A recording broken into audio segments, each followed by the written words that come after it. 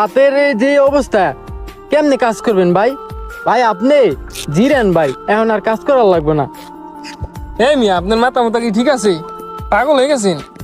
ওর না যদি হে জিরাইতেছে, আর কি বেতন দিব? এর বেতন দিয়ে কেটে রেখে দিব।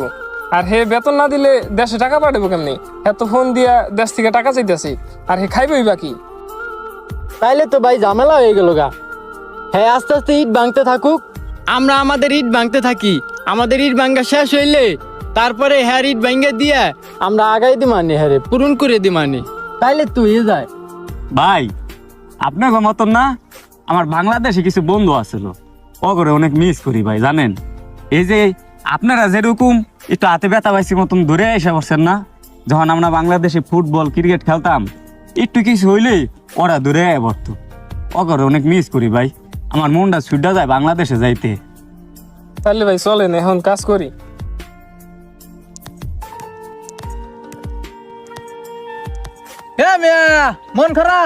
মন খারাপ করে কোনো লাভ নাই। এটা প্রবাস, এ জায়গায় একটু কষ্ট করতে হইব।